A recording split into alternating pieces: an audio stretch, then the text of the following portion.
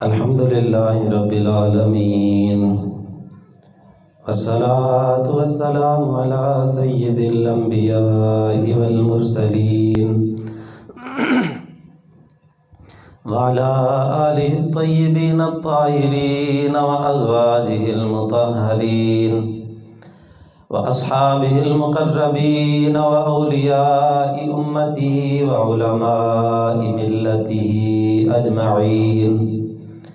قال الله تبارك وتعالى في كلامه المجيد والفرقان الحميد: ولو أنا كتبنا عليهم أن اقتلوا أنفسكم أو اخرجوا من دياركم. صدق الله العلي العظيم وبلغنا رسوله النبي الكريم الرؤوف الأمين. قال الله تعالى: إن الله وملائكته يصلون على النبي يا أيها الذين آمنوا صلوا عليه وسلموا تسليما. الصلاة والسلام عليك يا سيدي يا رسول الله وعلى آلك وأصحابك يا حبيب الله. الصلاة والسلام عليك يا سيدي يا نبي الله وعلى آلك وأصحابك يا رحمة للعالمين. الصلاة والسلام عليك يا شفيع المذنبين وعلى آلك وأصحابك يا سيدي يا جد الحسن والحسين. اللہ رب العزت کی حمد و ثنا، اللہ رب العزت کے پاک محبوب دانائے غیوب منزہ عن العیوب فخر عرب و عجم حضور سیدی و مولائی و آقائی و ملجائی احمد مجتبی حضور سیدنا محمد مصطفیٰ صلی اللہ علیہ وسلم کی بارگاہ عالیہ میں ہدیہ درود و سلام عرض کرنے کے بعد دعا ہے اللہ رب العزت قادر مطلق کے دربار میں مولا پاک میرے دل، دماغ، زبان اور نگاہ کو نفس اور شیطان کے شر سے اپنی کامل اور دائمی پناہ نصیب فرمائے. ہر وہ کلمہ میری زبان پہ جاری فرمائے جس میں خود راضی ہو، اس کا حبیب صلی اللہ علیہ وسلم راضی ہوں. ہر وہ کلمہ میری زبان پہ جاری نہ فرمائے جس میں خود ناراض ہو، اس کا حبیب صلی اللہ علیہ وسلم ناراض ہو. بیان حق میری زبان پہ جاری فرمائے، سن سنا کے مجھے اور آپ کو اپنے عقیدے اور اپنے عمل کی اصلاح کرنے کی توفیق عطا فرمائے. عزیز دوستو، ماہ جمادی الثانی شریف ہے.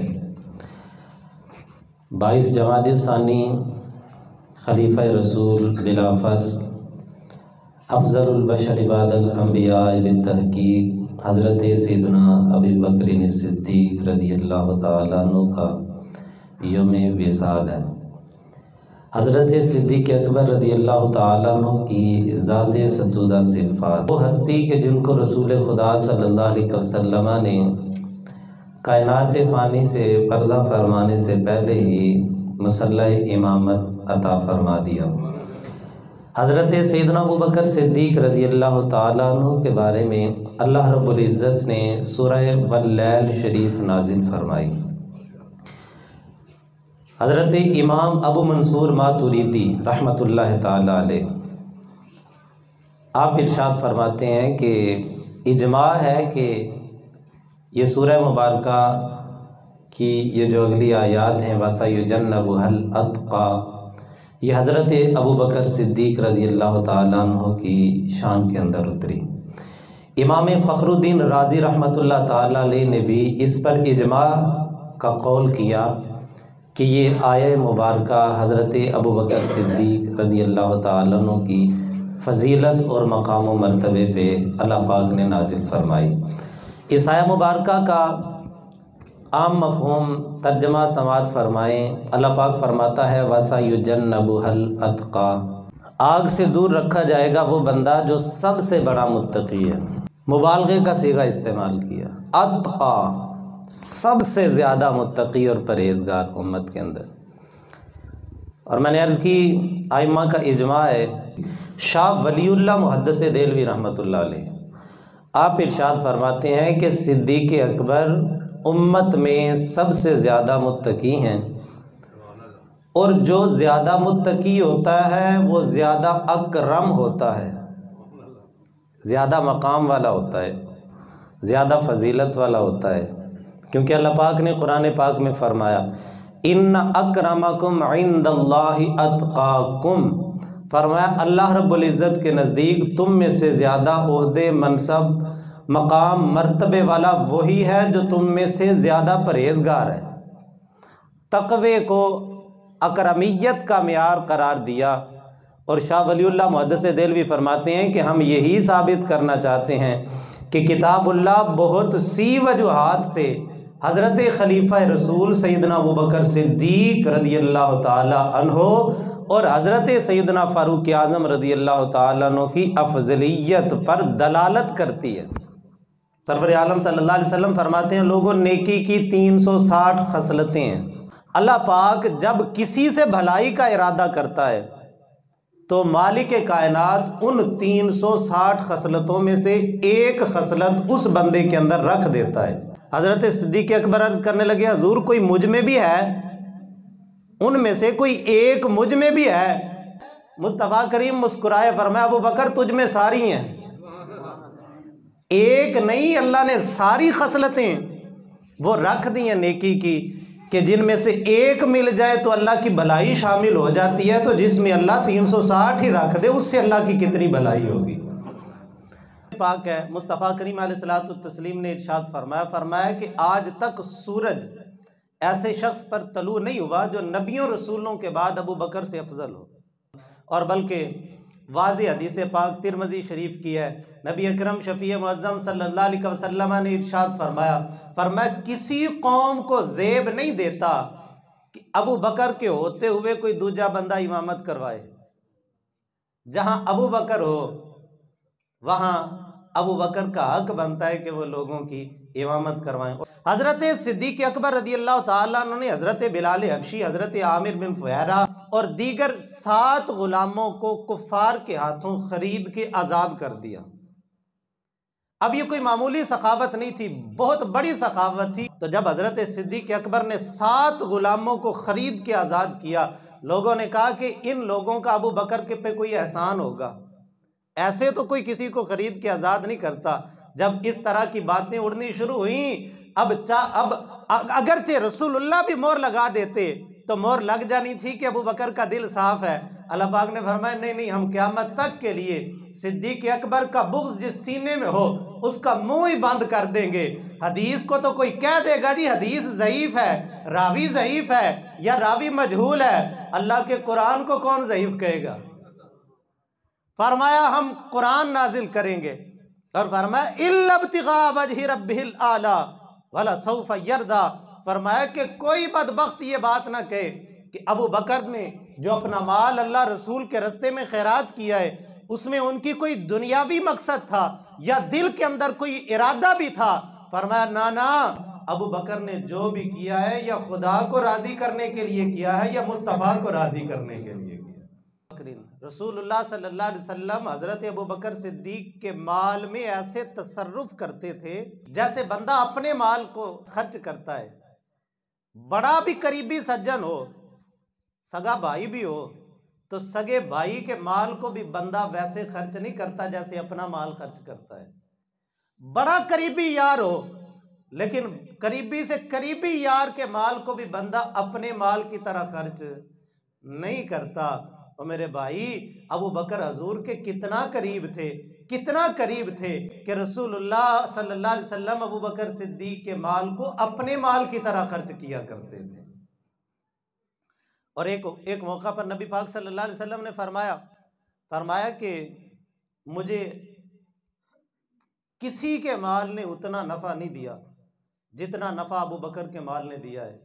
تو حدیث پاک میں آتا ہے فبکا ابو بکر، حضرت ابو بکر صدیق رو پڑے، وقال هل انا ومالی الا لک یا رسول اللہ، اور رو کے کہنے لگے حضور بندے کی اوقات ہی کیا ہے، حضور خادم کی حیثیت ہی کیا ہے؟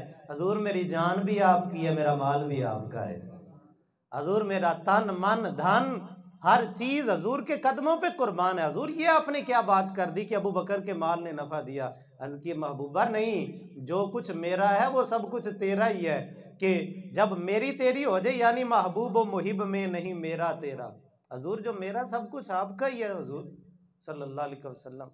اور اللہ پاک نے قرآن مجید برہان رشید کے اندر پھر یہ مورِ تصدیق اور انعام عطا فرماتے ہوئے فرمایا ان رحمت اللہ قریب من المحسنین، بے شک اللہ رب العزت کی رحمت محسنین کے قریب ہے، محسن کے قریب ہے۔ اور احسان عظیم اللہ تعالیٰ کا وہ نبی پاک صلی اللہ علیہ وسلم کی ذات والا صفات ہے۔ لقد من اللہ علی المؤمنین، اللہ نے احسان جتلایا اپنے محبوب صلی اللہ علیہ وسلم کو بھیج کے۔ احسان عظیم مصطفیٰ جان رحمت، اور محسن اعظم علماء نے لکھا ہے یہ ابو بکر صدیق ہیں، کیونکہ مصطفیٰ جان رحمت نے فرمایا میں نے سب کے احسان اتار دیے سوائے ابو بکر صدیق کے۔ فرمایا کہ ابو بکر کے احسان دنیا میں نہیں میں اتاروں گا، بلکہ کل قیامت کے دن میرا رب ابو بکر کے احسان اتارے گا۔ اب احسان عظیم حضور اور محسن اعظم اس حدیث پاک کے مصداق سے وہ نظر آتا ہے کہ ابو بکر صدیق رضی اللہ تعالی عنہ بنتے ہیں، کیونکہ اور اب چونکہ محسن یہ بنے تو اللہ کی رحمت بھی ابو بکر صدیق کے قریب سے ملے گی۔ تو علماء فرماتے ہیں لوگوں اگر رب کی رحمت کے متلاشی ہو تو صدیق اکبر کا بغض سینے میں رکھ کے کبھی رب کی رحمت تمہیں نہیں مل سکتی۔ فرمایا رب کی رحمت اسی کو ملے گی جس کے سینے میں ابو بکر صدیق کی محبت ہوگی۔ بغض صدیق اگر سینے میں ہو، بلکہ آج میں نے یہ واقعہ پڑھا، وہ کہتے ہیں کچھ بندے کہتے ہیں کہ دو بندے رافضی تھے، یعنی شیعہ تھے، حضرت صدیق اکبر رضی اللہ تعالیٰ عنہ کو گالیاں دینے والے۔ ایک بندہ کہتا ہے کہ کافی عرصے بعد ان سے ملاقات ہوئی تو وہ تائب ہو چکے تھے، اہل سنت کی مسجد میں نماز پڑھنے آئے، میں جانتا تھا ان کو، میں نے کہا یار تم تو وہ فلانے تھے، ادھر کدھر آ گئے ہو؟ انہوں نے کہا ہم نے توبہ کر لی ہے۔ انہوں نے کہا بھی توبہ کیوں کر لیا؟ انہوں نے کہا کہ ہم ایک حج پہ جا رہے تھے ایک دفعہ، تو سفر کے اندر ہمارے ساتھ ایک بندہ تھا، تو کہتے ہیں کہ وہ بندہ ایسا نیک تھا کہ ہر روز پورے قرآن پاک کی تکمیل کرتا تھا، اور رستے میں ہم نے اس کو سخاوت بھی بڑی کثرت سے کرتے دیکھا۔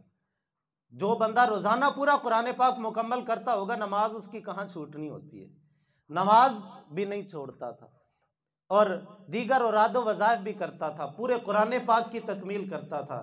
کہتے ہیں وہ دونوں بندے کہنے لگے کہ رستے میں وہ بندے پہ کوئی بیماری آئی اور وہ مر گیا، اور کہتے ہیں کہ ہم نے اس کی تدفین کی، اور دفنانے کے بعد کہتے ہیں کہ کوئی چیز قبر کے اندر رہ گئی، ہمیں دوبارہ کھولنی پڑی، تو کہتے ہیں کہ جو ہی قبر کی تختی کو ہٹایا گیا تو اس کے ہٹانے کے بعد جس بندے نے اس تختی کو ہٹایا وہ چیخ مار کے بے ہوش ہو کے پیچھے گر پڑا، اور جب اس کو ہوش آیا تو وہ کہنے لگا کہ اس کی قبر تو آگ سے بھری ہوئی تھی، اور اس کو اسی کے عصا کے ساتھ لٹکا کے اس کو عذاب دیا جا رہا تھا۔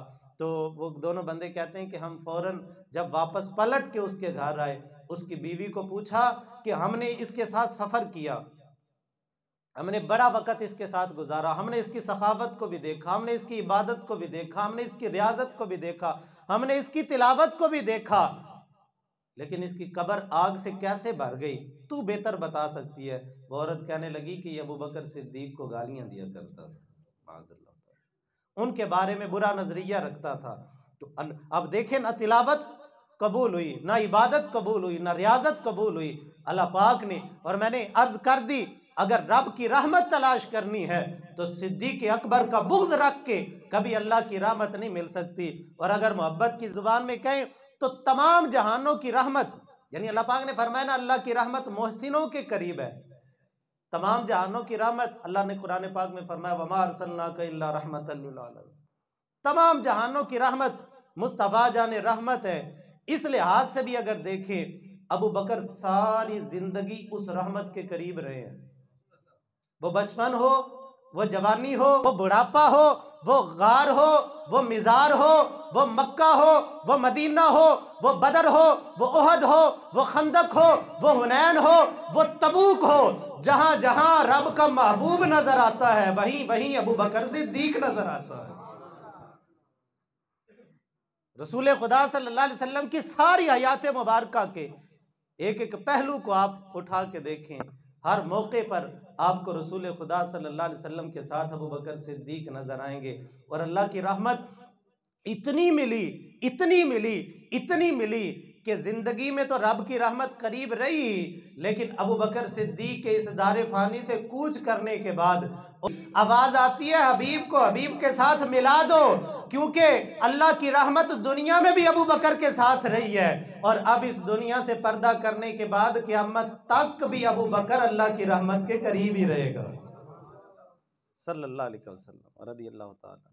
اور محسن علماء نے لکھا ہے نیکی کرنے والے کو بھی کہتے ہیں، اس معنی کے لحاظ سے بھی صدیق اکبر محسن اعظم ہے، محسن اعظم، کیونکہ نبی پاک صلی اللہ علیہ وسلم کی وہ حدیث پاک میں نے عرض کی، حضور نے فرمایا 360 خصلتیں ہیں نیکی کی، ایک اللہ رکھ دیتا ہے جب بھلائی کا ارادہ کرتا ہے، تو ابو بکر صدیق تو وہ ہیں کہ جن میں اللہ نے ساری رکھ دی ہیں، جنت کے ہر دروازے سے جس کو ندا دی جائے گی اس ہستی کو ابو بکر صدیق کہا جاتا ہے۔ کہ اللہ پاک نے قرآن مجید برہان رشید نازل فرمایا وَلَوْ أَنَّا كَتَبْنَا عَلَيْهِمْ أَنِ اقْتُلُوا أَنفُسَكُمْ، فرمایا اگر ہم فرض کر دیں اپنی جانوں کو قتل کر دو، اپنے ہاتھوں اپنی گردنیں اتار دو، اگر ہم یہ چیز فرض کریں، اب اخرجوا من دیارکم، یا اپنے گھروں سے نکل جاؤ، ما فعلوہ الا قلیل، اللہ پاک قرآن پاک میں فرماتا ہے بہت تھوڑے ہوں گے جو یہ کام کریں گے۔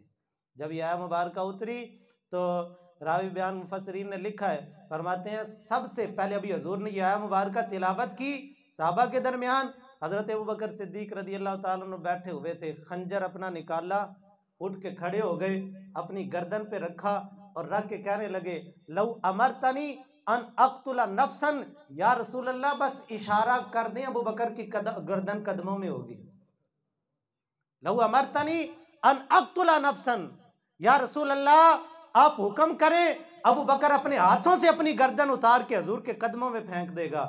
رسول اللہ صلی اللہ علیہ وسلم، دعوے ہم بھی کرتے ہیں نا غلامی رسول میں موت بھی قبول ہے، دعویٰ الگ بات ہے، یہ دعویٰ ہر بندہ کر دیتا ہے جی غلامی رسول میں ہمیں موت بھی قبول ہے، اگرچہ ہمیں داڑھی قبول نہیں ہوتی، اگرچہ ہمیں نماز قبول نہیں ہوتی، اگرچہ قرآن پاک کی تلاوت قبول نہیں ہوتی، اگرچہ احکام شریعت مطہرہ پر عمل کرنا ہم دقیانوسیت سمجھتے ہیں، اور جو ہے وہ دعویٰ ہم غلامی کا کرتے ہیں، لیکن عمل ہمارے خالی ہوتے ہیں، اور یہ ضروری بھی نہیں ہے کوئی بندہ پورا عمل کرنے والا ہو، دعویٰ رسول اللہ کی غلامی کا کرے، اور اب مرضی ہے نا حضور قبول کریں یا نہ کریں، ہو سکتا ہے اس کی غلامی کے اندر کوئی کمی آ جائے، لیکن قربان جائیں ابو بکر صدیق کی اس غلامی پہ، جب انہوں نے کہا حضور اگر آپ حکم کریں ابو بکر کی گردن قدموں میں ہوگی، مصطفیٰ کریم مسکرائے اور مہر لگاتے ہوئے فرمایا کوئی یہ نہ سمجھے ابو بکر صرف دعویٰ کر رہا ہے جیسے پاکستان کا نوجوان دعویٰ کرتا ہے کہ غلامی رسول میں موت بھی قبول ہے،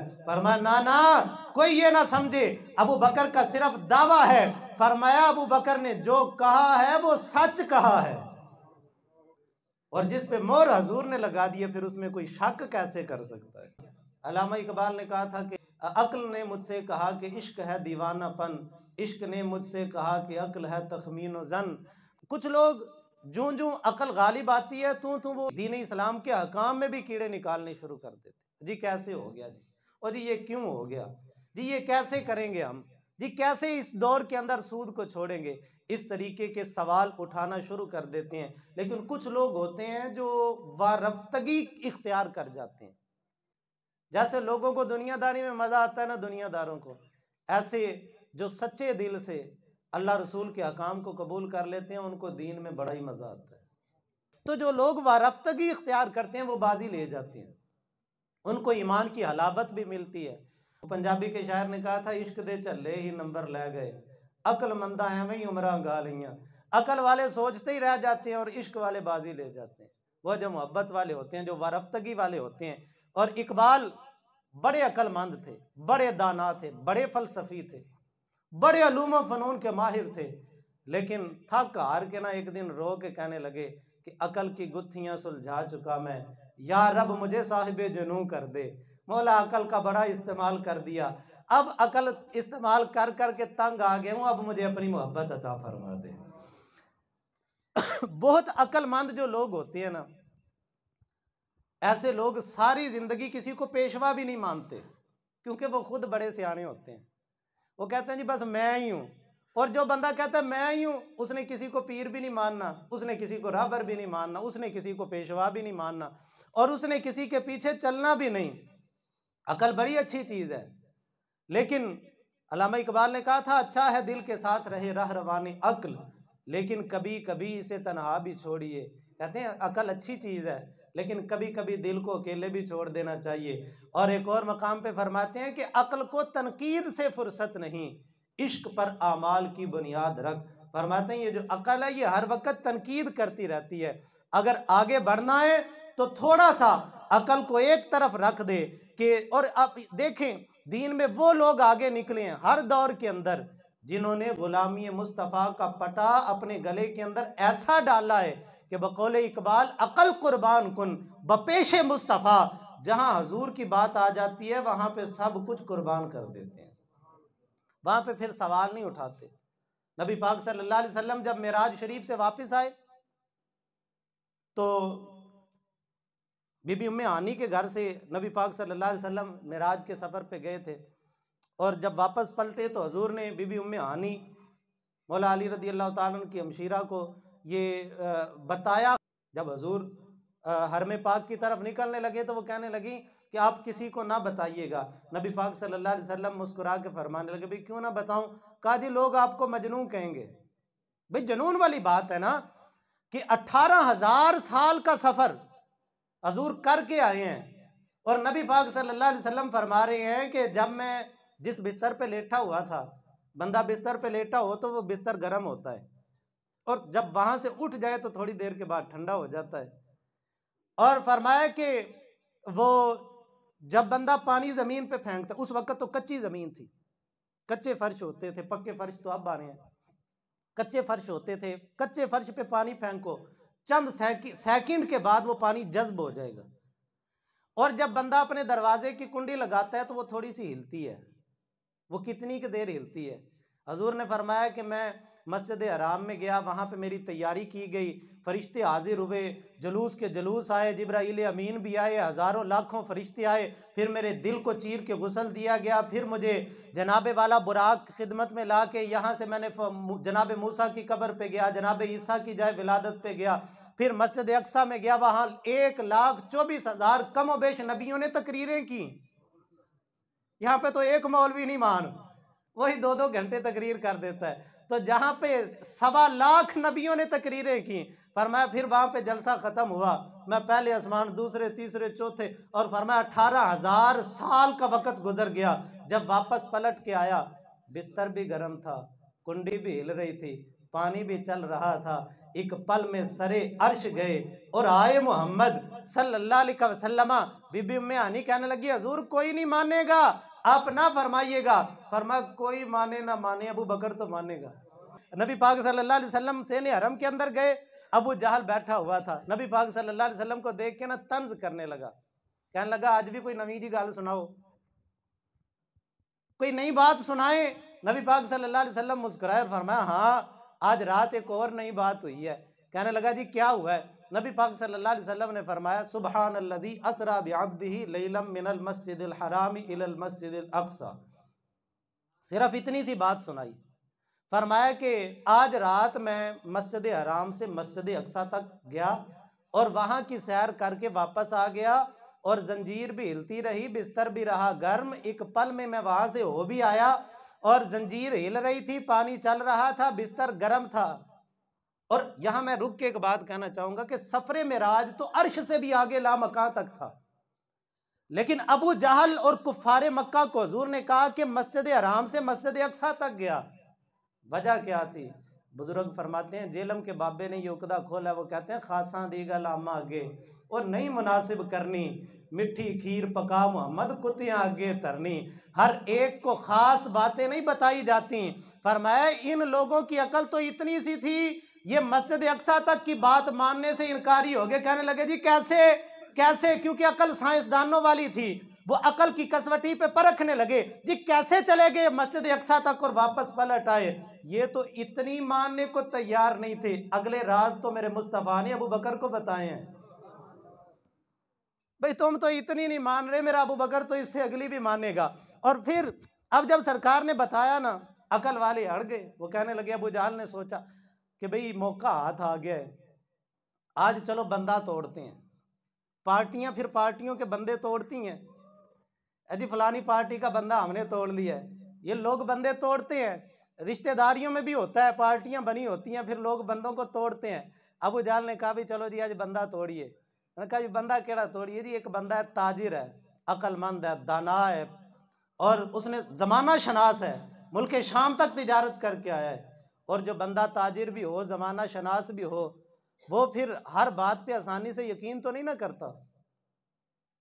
ये जो ज़माना शनास लोग होते हैं ना, ये दीन की बातें मानने से इनकारी हो जाते हैं।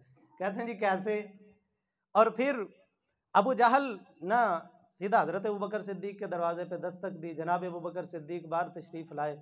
अब अबू जहल ने बंदा फसाना था, उसका लहजा बड़ा मीठा था। कहने लगा, अबू बकर तुम बड़े सियाने बंदे हो। और ऐसी हालत में फिर लोग तारीफें भी बड़ी करते हैं। कहते हैं जी बस जी ताड़े वर्गा तो है ही कोई नहीं। अबू बकर तू बड़ा सियाना बंदा है, शाम तक तूने तिजारत की है, ज़माना शनास बंदा है, और तुझसे एक बात करनी है। करूं? अगर गुस्सा ना करे तो कहा जी करो। वह कहने लगा जी अगर कोई बंदा कहे कि मैं रात के कुछ हिस्से में मक्के से निकला और फ़लस्तीन मस्जिद अक्सा तक गया और फिर वहाँ पे अंबिया की इमामत भी करवाई, फिर वो एक जलसा भी हुआ, सारे नबियों ने तकरीरें भी की, और फिर वहाँ से मैं वापस पलट आया और बिस्तर भी गर्म था, कुंडी भी हिल रही थी, पानी भी चल रहा था, तो अबू बकर क्या मानोगे? आपने फरमाया नहीं, मैं ये बात नहीं मानता। क्योंकि फरमाने लगे भी मैं बेवकूफ़ हूँ ऐसी बात मानूं? बिल्कुल बेवकूफ़ ही होगा ना जो ये बात मानेगा कि भाई मस्जिद हराम से मस्जिद अक्सा तक का सफ़र इतना लंबा, और फिर बिस्तर भी गर्म है, कुंडी भी हिल रही है, और जनाबे वाला पानी भी चल रहा है। जनाबे सिद्दीक अकबर फरमाने लगे मैं बेवकूफ़ नहीं हूँ, मैं ऐसी बात क्यों मानूंगा। अबू जहल ना खुश हो गया, दिल ही दिल में ना उसने कहा लो जी बंदा टूट गया, बंदा हमने तोड़ लिया। और फिर जब इतनी बात की ना तो वो कहने लगा, अबू बकर ये बात ना तेरे महबूब सल्लल्लाहु अलैहि वसल्लम ने की है, जिनका तू कलमा पढ़ता है, उन्होंने कहा है कि मैं मस्जिद हराम से मस्जिद अक्सा तक गया और फिर वापस पलट भी आया। तो जनाब सिद्दीक अकबर रज़ियल्लाहु ताला अन्हु मुस्कुराए, और अब ये नहीं देखा कि रावी कौन है। आज लोग रावियों पे अड़ जाते हैं। मैंने एक बंदे को हदीस पाक सुनाई बुखारी शरीफ की, नबी पाक सल्लल्लाहु अलैहि वसल्लम ने फरमाया कि मेरे रब ने मुझे इख्तियार दिया है, मेरा रब मुझे देता है, मैं तकसीम करता हूँ। अब ना वो बंदा कहने लगा जी इसका शब्द जो है वो मौका महल देखें, हालात क्या थे। और मैंने यार मकसद ये था कि नबी पाक सल्लल्लाहु अलैहि वसल्लम के तवस्सुल से अल्लाह रब्बुल इज़्ज़त कायनात को जो अता करता है। वो कहने लगा नहीं जी इसके रावी देखें, कोई रावी ज़ईफ़ होगा। और बल्कि बिल्कुल अनपढ़ से बंदे, जाहिल से जाहिल, जिनको इल्म हदीस की अलिफ बा भी ना आती हो, जब इस तरह की बात आए तो वो बगैर सोचे समझे कह देते हैं जी रवायत ज़ईफ़ है, ज़ईफ़ है। अब ज़ईफ़ भी सही पढ़ना ना आता हो फिर भी कह देते हैं जी रवायत ज़ईफ़ है। और सासिता की हदीस को भी ज़ईफ़ कहने में वो झिझक और हिचकिचाहट महसूस नहीं करते, और वो कह देते हैं। लेकिन सिद्दीक़ अकबर के ईमान पे कुर्बान जाएं, बात थी ज़ाते रिसालत वहाब की, बात थी मकामे रसूल की, बात थी इज़्ज़त रसूल की, बात थी अज़मत रसूल की, बात थी रसूलुल्लाह सल्लल्लाहु अलैहि वसल्लम के मकाम, मर्तबे, इज़्ज़त, अज़मत, मनसब और रब के कुर्ब की। जब अबू जहल ने कहा, अब रावी नहीं देखा, अबू जहल से बड़ा भी कोई ज़ईफ़ रावी हो सकता है कायनात में, वो झूठा तरीन बंदा। और ये भी नहीं कहा कि भाई मैं जाके पूछता हूँ हुजूर से, भाई या रसूलल्लाह आपने वाकई ये बात कही है। और ये भी नहीं कहा कि अबू जहल तुझे सुनने में कोई गलती लगी होगी, भाई हो सकता है हुजूर कोई और बात कर रहे हो और तेरे कानों में कोई مسئلہ اور تجھے سننے میں کوئی غلطی آ گئی ہو، جناب صدیق اکبر رضی اللہ تعالیٰ ایک لمحے کے لیے بھی نہیں سوچا کہ بھئی ممکن ہے حضور نے نہ کہا ہو یہ بندہ جھوٹ بولتا ہو، اور ممکن ہے جو ہے وہ اس کو سننے کے اندر کوئی غلطی لگی ہو، یا یہ کہہ دیتے میں جا کے پوچھ کے پھر تجھے بتاؤں گا۔ نہ صدیق اکبر رضی اللہ تعالیٰ نے بتایا ہے کہ محبوبہ تے نکتہ چینی جڑا کرن تو باز نہ آوے، اصل منافق جانی اسنو اور جھوٹے پیار جتاوے، سانو دسیا عشق دے مفتی جڑا مڑ مڑ اے فرماوے، آزم جتھے دل لگ جاوے اتھے عیب نظر نہ۔ بھئی محبت کا دعویٰ بھی کریں اور پھر عیب ڈھونڈے۔ جب یہ بات کی تو حضرت صدیق اکبر رضی اللہ تعالیٰ نے بغیر سوچے سمجھے فوراً کہہ دیا، فرمایا کہ اگر حضور نے کہا نا تو پھر سچ کہا ہے۔ اللہ نے قرآن نازل فرمایا تھا اسی موقع پہ، وَالَّذِي جَاءَ بِالصِّدْقِ وَصَدَّقَ بِهِ، ایک وہ جو سچ لے کے آیا، دوسرا وہ جس نے سچ کو مان لیا۔ اب ابو جہل پھر اڑ گیا، کہنے لگا ابو بکر ابھی تو میں نے تم سے پوچھا تھا کہ بھئی اگر کوئی کہے تو تم مانو گے، تو تم نے کہا تھا میں بیوقوف ہوں جو مانوں، تو میں نہیں مانتا اس بات کو، اور ابھی مان بھی رہے ہو۔ حضرت صدیق اکبر مسکرائے اور مسکرا کے فرمانے لگے تو نے کہا کیا تھا کہ اگر کوئی کہے یہ کوئی ہے، یہ تو میرے آقا ہے، یہ تو میرے مولا ہے، یہ تو میرے سینے کی ٹھنڈ ہے، یہ تو میری دنیا ہے، یہ تو میری آخرت ہے، یہ تو میرا دین ایمان ہے، خدا کی قسم ہم نے خدا کو بھی مصطفیٰ کے صدقے سے مانا ہے۔ وہ تو کیسی بات کرتا ہے؟ انہوں نے کہا ابو بکر سوچ تو صحیح، مسجد اقصیٰ تک کا سفر، تو بھی شام تک کا سفر کر کے آئے، اتنا لمبا پینڈا کوئی چند لمحوں کے اندر کیسے کر سکتا ہے؟ حضرت صدیق اکبر مسکرائے، فرمایا تو حضور کی بات کرتا ہے، ہمیں روز حضور کہتے ہیں کہ سدرہ سے جبرائیل ایک لمحے میں میرے پاس آتے ہیں، اور جبرائیل حضور کے غلام ہیں، اور جب ہم حضور کے کہنے پہ غلام کی اتنی رفتار مان سکتے ہیں تو آقا کی رفتار کا مقام کون اندازہ کر سکتا ہے؟ جب غلام کو اللہ نے یہ شان دی ہے تو اس غلام کے آقا کو اللہ نے کتنا مقام عطا کیا ہو۔ تو حضرت صدیق اتنا مضبوط نظریہ، اتنا مضبوط ایمان، اور اتنا آج نا یقین متزلزل ہو گئے ہیں ہمارے، اور یہ دولت ہم اس دولت سے محروم ہوتے جا رہے ہیں بھی اسلام کے معاملات۔ اور اسی وجہ سے تو نبی پاک صلی اللہ علیہ وسلم نے فرمایا تھا، فرمایا کہ اگر ساری امت کے میرے لوگوں کا ایمان اس میں، اور امت کوئی چھوٹی تو نہیں ہے، حضور کی امت کتنی بڑی ہے، نبی پاک صلی اللہ علیہ وسلم نے فرمایا 80 صفیں ہوں گی میری امت کی اور 40 صفیں ہوں گی دوسری امتوں کی، حضرت باب آدم سے لے کے جناب عیسیٰ تک ساری امتوں کی صفیں 40 اور 80 صفیں اللہ نے میری امت کی بنا دی ہیں۔ بڑے بڑے علماء، بڑے بڑے اغیاث، بڑے بڑے اقطاب، بڑے بڑے ابدال، اصحاب رسول مصطفیٰ جان رحمت نے فرمایا میری ساری امت کو کے ایمان کو ترازو کے ایک پلڑے میں رکھا جائے، دوسرے پلڑے کے اندر ابو بکر کا ایمان رکھا جائے تو ابو بکر کا پلڑا وزنی ہو جائے گا۔ اتنا مضبوط نظریہ ہے حضرت صدیق اکبر کا۔ اور بلکہ یہ میں بارہا پہلے بھی عرض کر چکا ہوں، حدیبیہ کے موقع پر نبی پاک صلی اللہ علیہ وسلم نے جب کفار مکہ سے صلح کی تو اب اس موقع پہ حضرت فاروق اعظم جیسا بندہ جن کے بارے میں حضور نے فرمایا اگر میرے بعد کوئی نبی ہوتا تو وہ عمر ہوتا، اور جن کے بارے میں مصطفیٰ جان رحمت نے فرمایا میرا عمر وہ ہے جس کے سائے سے بھی شیطان بھاگتا ہے، وہ حضرت فاروق اعظم جن کے بارے میں غیر مسلم مانتے ہیں، اگر 10 سال کا عرصہ حضرت عمر ابن خطاب اس دنیا میں حکومت اور کر جاتے تو مشرق و مغرب کے اندر اسلام کا جھنڈا لہرا کے جاتے۔ وہ حضرت فاروق اعظم رضی اللہ تعالیٰ عنہ جب حضور نے صلح کر لی نا تو حضرت فاروق اعظم رضی اللہ تعالیٰ عنہ حضور کی بارگاہ میں حاضر ہوئے، یا رسول اللہ صلی اللہ علیہ وسلم کیا آپ اللہ کے سچے رسول نہیں ہیں؟ فرمایا ہوں۔ یا رسول اللہ صلی اللہ علیہ وسلم ہمارا دین سچا نہیں ہے؟ فرمایا ہے۔ یا رسول اللہ کیا ہمارا خدا سچا نہیں ہے؟ فرمایا ہے۔ یا رسول اللہ صلی اللہ علیہ وسلم کیا آپ نے وعدہ نہیں کیا تھا کہ ہم عمرہ کریں گے؟ فرمایا عمر تیری ماں تجھے روئے، میں نے یہ کب کہا تھا کہ اسی سال کریں گے؟ اب اور پھر چوتھا سوال حضرت فاروق اعظم نے یہ عرض کی، یا رسول اللہ صلی اللہ علیہ وسلم جب آپ سچے نبی ہیں، جب خدا ہمارے ساتھ ہے، جب دین ہمارا سچا ہے، حضور پھر ہم دب کے صلح کیوں کر رہے ہیں؟ تو نبی پاک صلی اللہ علیہ وسلم مسکرائے اور مسکرا کے فرمایا عمر میں اللہ کا رسول ہوں اور رب مجھے ضائع نہیں ہونے دے گا، یعنی اللہ اس میں بھی برکت پیدا کر دے گا۔ اب حضرت فاروق اعظم فرماتے ہیں میں سیدھا ابو بکر صدیق کے خیمے میں گیا اور جا کے کہنے لگا ابو بکر کیا رسول اللہ کے سچے رسول نہیں ہیں؟ فرمایا عمر ہیں۔ اے ابو بکر کیا ہمارا دین سچا نہیں ہے؟ فرمایا ہے۔ کیا خدا ہمارے ساتھ نہیں ہے؟ فرمایا ہے۔ تو ابو بکر کیا حضور نے کہا نہیں تھا کہ ہم عمرہ کریں گے؟ اب الفاظ پہ غور کریں۔ حضرت صدیق اکبر نے فرمایا عمر تیری ماں تجھے روئے، حضور نے یہ کب کہا تھا کہ اسی سال کریں گے؟ اور پھر چوتھا سوال کیا، فرمایا کہنے لگے ابو بکر کیا جب ہم سچے ہیں، ہمارا خدا سچا ہے، ہمارا دین سچا ہے، پھر ہم دب کے صلح کیوں کر رہے ہیں؟ تو حضرت صدیق اکبر فرمانے لگے عمر یہ نبی پاک صلی اللہ علیہ وسلم اللہ کے سچے رسول ہیں، رب ان کو کبھی ضائع نہیں ہونے دے گا۔ تو اب حضرت یہ مقام فنائیت رسول اللہ صلی اللہ علیہ وسلم کی ذات میں اتنا فنا ہو چکے کہ الفاظ بھی وہی ادا کیے جا رہے ہیں جو مصطفیٰ جان رحمت ادا فرما رہے ہیں۔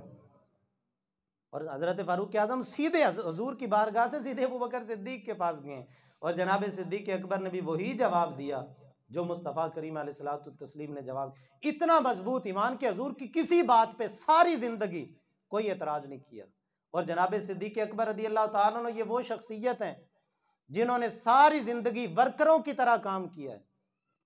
جو چودھری لوگ ہوتے ہیں نا یہ کام نہیں کرتے۔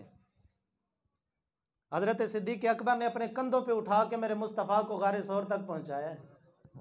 کون سا چودھری ہے یہ؟ حضرت ابوبکر صدیق مکے کے بڑے مالدار بندے تھے، کوئی عام بندہ بھی نہیں تھا، اور مکے کے سرداروں میں ان کا شمار ہوتا تھا، نوکروں کی طرح، خادموں کی طرح۔ کبھی حضور کے سر پہ چادر تان دیتے ہیں، کبھی نبی پاک صلی اللہ علیہ وسلم کے حکم کے آگے سر جھکا دیتے، ہر موقع پر مصطفیٰ کریم علیہ الصلوۃ والتسلیم کی ذات والا صفات کے خادموں کی طرح میرے جناب صدیق اکبر رضی اللہ تعالیٰ نے وقت گزارا۔ 22 جمادی الثانی حضرت ابوبکر صدیق رضی اللہ تعالیٰ عنہ کا یوم وصال شریف ہے۔ اللہ رب العزت اس پاکیزہ اور مقدس ہستی کے صدقے مسلمانوں پہ اپنا خاص کرم اور فضل فرما کے کوئی غیرت مند حکمران مسلمانوں کو عطا فرمائے۔ وما علیہ